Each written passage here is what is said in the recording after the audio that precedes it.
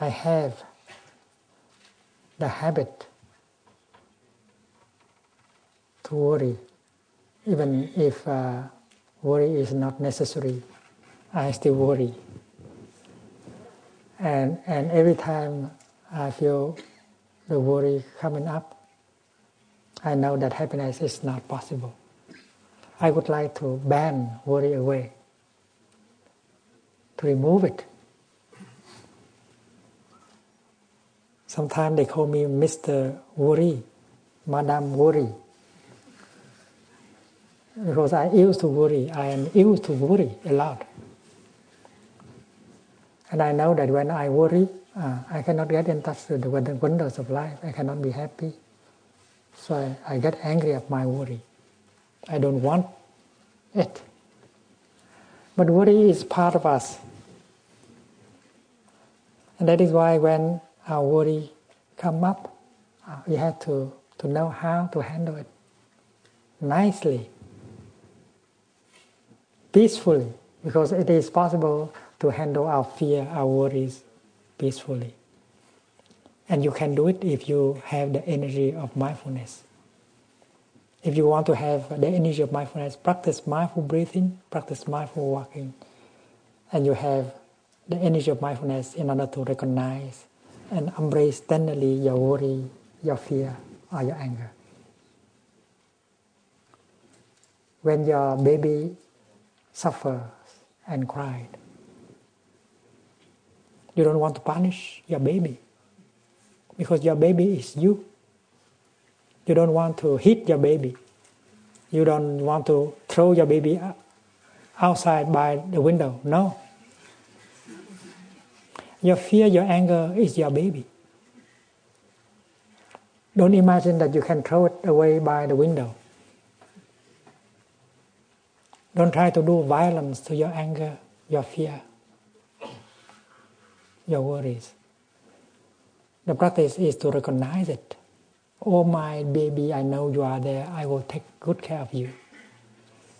Continue to practice mindful breathing, mindful walking. And with that energy generated by the practice, you recognize, you smile to it, you embrace it very tenderly. And this is a non-violence. This is the practice of non-violence directed to your worry, your fear, your anger. If you are angry at your anger will be multiplied by 10 times to angry at your anger. This is not very wise. With anger, you suffer already a lot. And if you get angry at your anger, you suffer much more. That is why it's not wise to get angry at your anger. The real practice is to recognize your anger that is coming up, to smile to it as tenderly as you can. Good morning, my dear little anger. I know you are there. I will take good care of you. The baby is not pleasant when it cries and it kicks. But you, as a mother, you have to pick it up very tenderly and hold the baby very tenderly into your arms. And the tenderness of the mother will begin to penetrate into the body of the baby.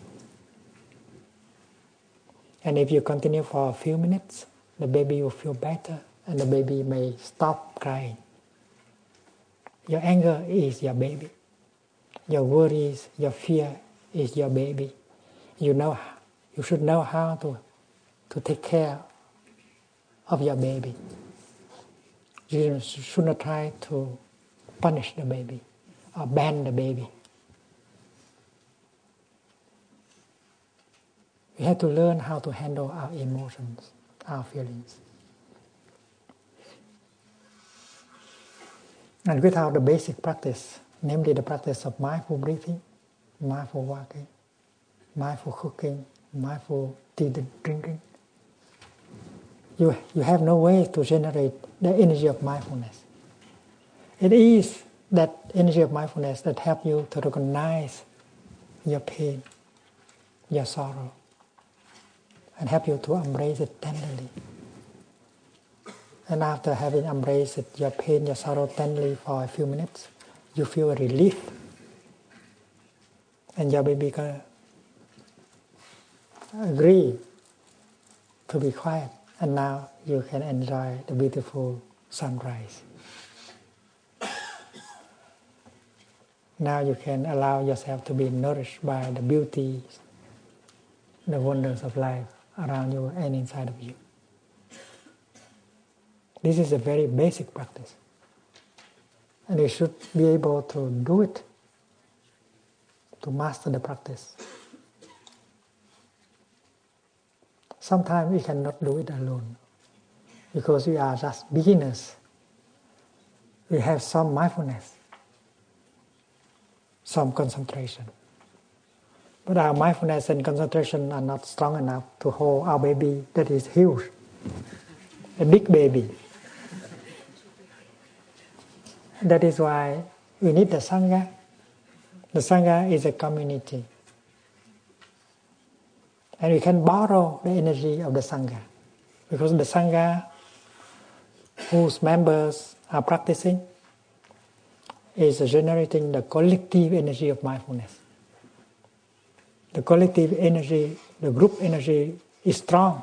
And if you know how to borrow it, you'll be strong enough to hold your baby and not to be overwhelmed by the suffering. This is very important. That is why in the Buddhist tradition we speak of taking refuge in the Sangha. When you throw a rock into a river, no matter the rock, how small the rock is, it will sink into the bottom of the river. Every rock will sink. But if you have a boat, you can keep many kilos of rock floating. You can even keep tons of rock floating. The same is true here. If you are alone, you may sink with your suffering into the river of suffering. But if you have a Sangha, a community of practice, and if you allow the Sangha to embrace your pain and your sorrow, you will float. You will not sink into the river of suffering. This is very important. When you are in a Sangha like this, you allow the pain, the fear, the sorrow to be recognized and embraced by the Sangha. You are borrowing the collective energy of the Sangha in order to recognize, embrace your pain. Dear Sangha, please see my pain. Please help me to embrace the pain, the sorrow, the fear in me. And you can survive, you can float. And many of us have profited from the collective energy of the Sangha. And if you see that the Sangha is precious, is crucial in your practice, when you go home, try your best to set up a group of people practicing with you. And everyone will profit from the group. That is your boat. You need a boat in order to float. Sangha building is very important. In Plum Village, we do nothing except Sangha building. Everything is dedicated to Sangha building. Cooking, cleaning, sitting, walking, everything is for the sake of Sangha building. Because the Sangha can be the refuge of many, many, many people. If the Sangha is solid, is happy, is mindful, and then many people can come and take refuge so that they can transform the suffering, their fear, their anger. When you practice well, you become your own refuge. You become the refuge for your beloved one, for your family. And you can transform your family into a Sangha, into a refuge. And other people can come and take refuge in your family.